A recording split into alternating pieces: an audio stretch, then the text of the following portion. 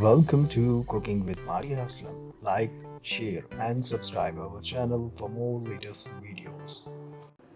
बिस्मिल्लाहिर्रहमानिर्रहीम। अस्सलाम वालेकुम। क्या हाल चाल है? ठीक है, उम्मीद है खैरियत से होंगे। आज हम बना रहे हैं रसमलाई, क्योंकि ईद आ रही है। ईद के लिए ये स्पेशल है, इसलिए आज हम रसमलाई बनाएंगे। जिसके लिए हमें चाहिए, ये देखें, ये वाला मग, 1 कप नीडो दूध। ये वाला नीडो का मैंने 1 कप दूध डाला है। और ये 1 चम्मच बेकिंग पाउडर,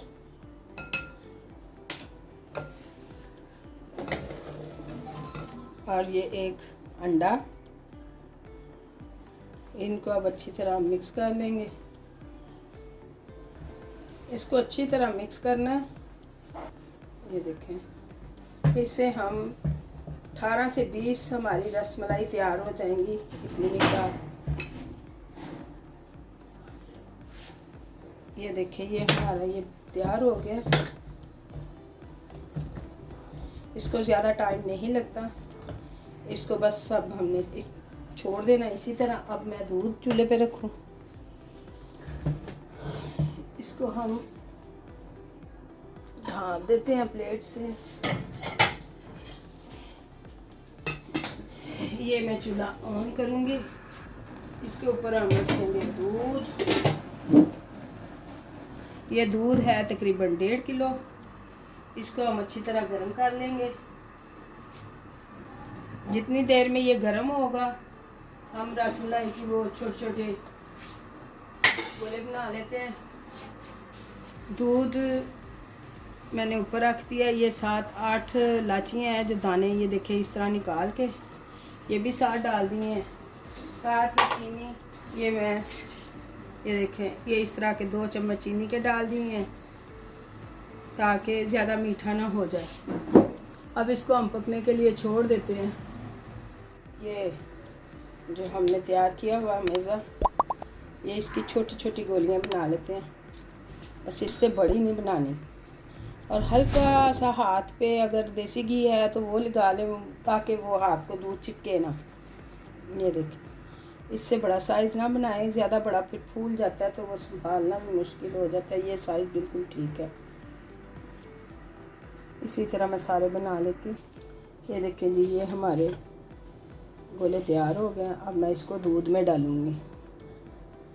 पहले दूध देख लें, दूध कितना हमारा गर्म हुआ है। उसमें मैं ये खोया, ये 1 कटोरी, तकरीबन 1 कप ही है। जितना मैंने दूध लिया था उतना ही है। ये 1.5 किलो दूध में ये डाल रही हूँ कि दूध गर्म हो गया। ये देखिए, इसमें मैं ये खोया डाल दूँ। इसको अच्छी तरह गर्म कर लेना है, ताकि खोया इसमें हल हो जाए। बाद में इसमें वो जो हमने रसमलाई बनाई है, इसको बाद में इसको बॉयल आ जाएगा, फिर मैं इसमें डालूंगी, ताकि साथ साथ ये गाढ़ा हो जाए और साथ साथ इस तरह दूध अच्छी तरह गर्म हो जाएगा। तो इसमें हम ये दूध डालेंगे।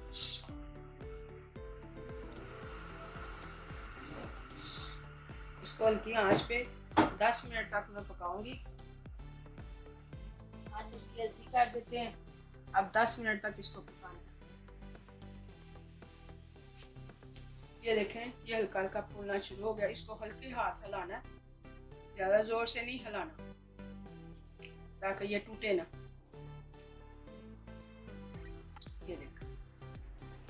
ये देखें जी, मज़ेदार सी हमारी रसमलाई तैयार है। ये देखिए, कितनी ज़बरदस्त रसमलाई तैयार हो गई है। ये देखिए, और अच्छी तरह ये पक गई है। 15 से 20 मिनट इसको बिल्कुल हल्की आंच पे रखना है, और ना इसको ज़्यादा हाथ मारना है। बस हल्के से यूं हल्के हल्के बस दबा देना है। 15 मिनट तकरीबन कम से कम 15 मिनट इसको रखना है हल्की आंच पे, ताकि ये अच्छी तरह फूल जाए। अब हमारी रसमलाई तैयार है। अब इसको गार्निश के लिए मैं डूने में डालती हूँ।